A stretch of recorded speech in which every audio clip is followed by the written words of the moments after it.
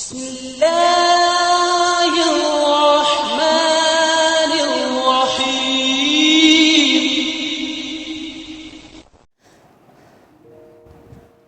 Doctor Wasim Afandi صاحب بتاتے ہیں کہ چند دن پہلے میرے پاس ایک نوجوان کو لایا گیا تھا جسے سر پر گولی لگی تھی۔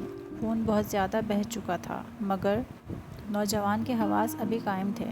میری یونیفارم دیکھ کر اس نے مجھ سے التجا کی کہ ڈاکٹر صاحب میری موت کی خبر میرے گھر والوں کو نہ دیجیے گا، اور ساتھ ہی میرے سامنے ہاتھ جوڑ دیے تھے۔ مجھے حیرت تھی کہ میں اسے بچانے کے لیے پر امید تھا اور وہ شخص یقینی موت دیکھ کر بات کر رہا تھا۔ خیر، میں نے اسے تسلی دی اور آپریشن تھیٹر پہنچے جہاں اسے بے ہوش کرنے کے لیے انجیکشن دیا گیا، اور ساتھ ہی میں اس کی رداد بھی سنتا رہا۔ کہانی سناتے سناتے لڑکا بے ہوش ہو گیا اور اسی بے ہوشی کے دوران اس کی موت ہو گئی، مگر اس کی موت نے مجھے جھنجھوڑ کر رکھ دیا، شاید پڑھنے والوں کو بھی جھنجھوڑ کر رکھ دے۔ اس لیے واقعہ بتا رہا ہوں کہ جب لڑکے نے التجا کی کہ میری موت کی خبر میرے گھر والوں کو نہ دیجیے گا بلکہ لاش عیدی سینٹر یا چھیپا کے حوالے کر دیجیے گا، تو میں نے اس سے پوچھا ایسی کیا وجہ ہے؟ اس نے بتایا کہ میرے والد صاحب فوت ہو چکے ہیں۔ میری 3 چھوٹی بہنیں ہیں جنہوں نے پچھلے 2 دن سے کچھ نہیں کھایا۔ مجھے آج 2 دن بعد مزدوری ملی اور میں دہاڑی لگا کر آ رہا تھا کہ راستے میں ڈاکوؤں نے مجھے لوٹنے کی کوشش کی۔ میرے پاس کل دولت وہ آج کی دہاڑی لگ جانے والی مزدوری اور یہ ایک پرانا سا موبائل تھا۔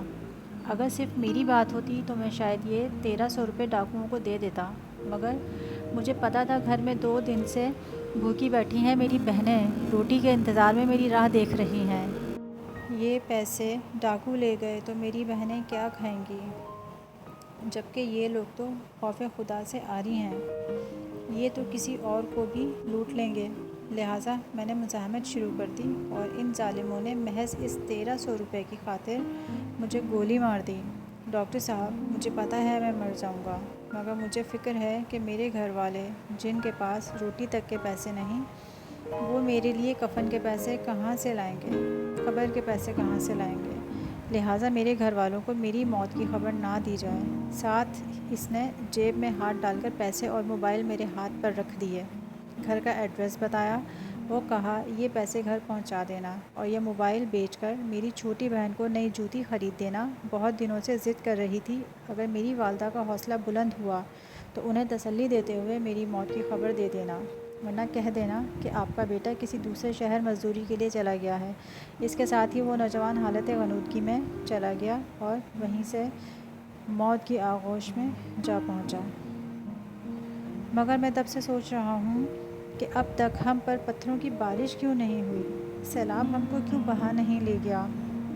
سرکش جنات کی طرح ہمارا قلع قمع کرنے کے لیے فرشتے کیوں نہیں اترے ہیں؟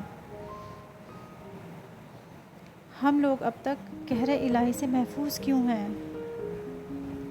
جبکہ مسلمانوں والے اعمال ہماری اکثریت کب کے چھوڑ چکی ہے۔ بددیانت حکمران، بددیانت عوام، لٹیرے حکمران لٹیری، عوام قاتل، حکمران قاتل، عوام دوسری طرف۔ اسلام نے ایک مسلمان پر دوسرے مسلمان کی جان و مال عزت کو حرام قرار دیا ہے۔ انہی سوالات کو سوچتے ہوئے میں نے ہر چیز اس نوجوان کے گھر والوں تک پہنچائی، اپنی جیب سے اس کے کفن دفن کا انتظام کیا، ان لوگوں کے لیے مناسب روزگار بنا کر بہت جلد یہ ملک چھوڑ کر بما فیملی کسی اور ملک منتقل ہو رہا ہوں، کیونکہ جتنی شدت سے اہلیان پاکستان قہر خدا کو آواز دے رہے ہیں، مجھے نہیں لگتا ان لوگوں کو توبہ کی مہلت بھی ملے گی۔